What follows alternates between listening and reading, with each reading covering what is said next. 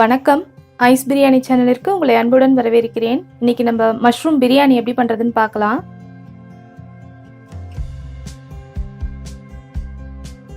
சிப்பிக்காளான் 200 gram எடுத்து நல்லா ஒரு 2 முறை கழுவிட்டு இங்கே சுத்தம் பண்ணி வச்சுருக்கேன். பாஸ்மதி அரிசி 1.5 கப் எடுத்து நல்லா கழுவிட்டு 20 நிமிஷம் ஊற வச்சு வச்சுருக்கேன். பெரிய வெங்காயம் 1 கப் எடுத்திருக்கேன். இல்லைனா ஒரு 2 பெரிய சைஸ் வெங்காயத்தை இந்த மாதிரி நீல வாக்கில் நறுக்கி வச்சுக்கணும். நான் 250 ml கப்பை தான் அளவுக்கு பயன்படுத்தியிருக்கேன். தக்காளியும் அதே மாதிரி 1 கப் எடுத்து வச்சுருக்கேன். நீங்கள் இல்லைனா ஒரு 3 தக்காளி, ஒரு மீடியம் சைஸ் தக்காளியாக 3 தக்காளி அரிஞ்சிங்கன்னா இவ்வளோ அளவு வந்துடும்.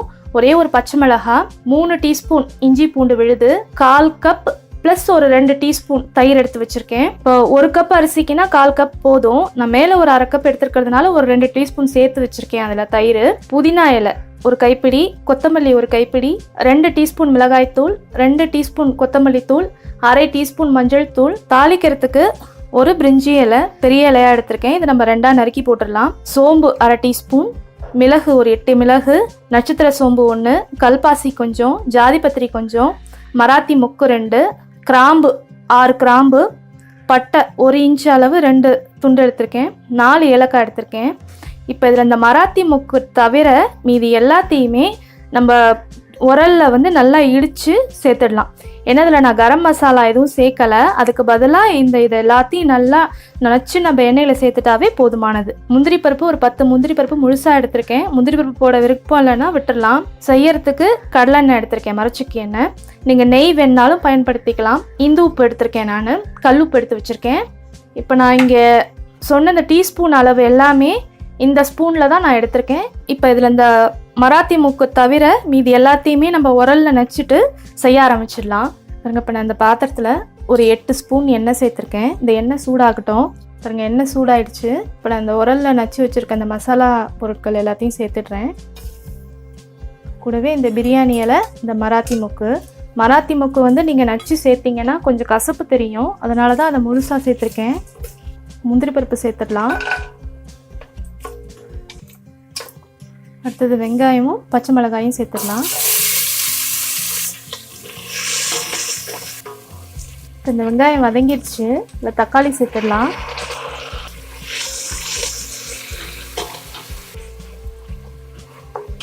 இதில் இந்த இஞ்சி பூண்டு விழுது சேர்த்துடலாம்.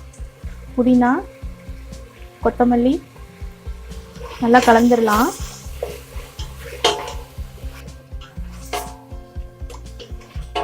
இப்போ இதில் நம்ம தேவையான அளவு உப்பு சேர்த்துடலாம். சேர்த்துட்டா அந்த வெங்காயம் தக்காளி எல்லாம் நல்லா வதங்கி வந்துடும்.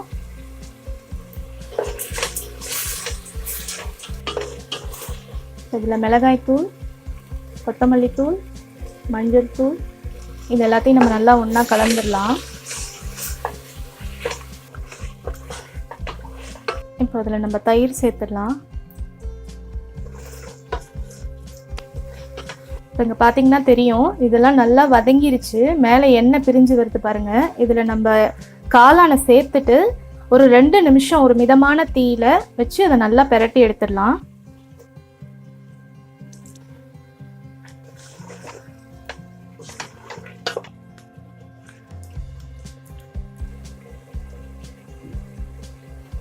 பாருங்க, இந்த காளானில் போட்ட உடனே காளான் கொஞ்சம் தண்ணி விடும்.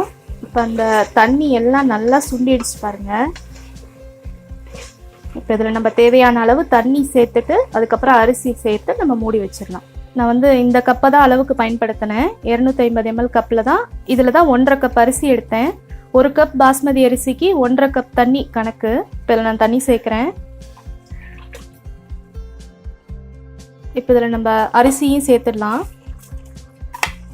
இது இப்போ ஒன்றா நல்லா கலந்துட்டு உப்பு சரி பார்த்துட்டு இதை மூடி வச்சிடலாம். நம்ம ஃப்ளேம் வந்து பார்த்திங்கன்னா கொஞ்சம் அதிகமான ஃப்ளேமில் வச்சு இது கொஞ்சம் ஒரு கொதி வந்த உடனே நம்ம சிம் பண்ணிவிட்டு குறைவான தீயில வச்சு மூடி வச்சு வேக வைக்க வேண்டியதான்.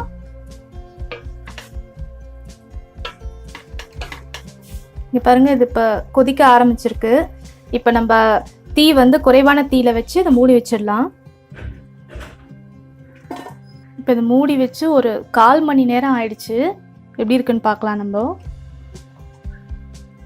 பாருங்க, நல்லா எல்லாம் சாதம் எல்லாம் நல்லா வெந்துருச்சு. நம்ம அடுப்பை அணைச்சிடலாம்.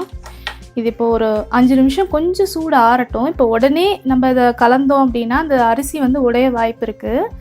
பாருங்கள், நல்லா எல்லாம் ஒன்றா நல்லா இருக்குது. பார்த்தாவே தெரியும் அரிசி எதுவுமே உடையில.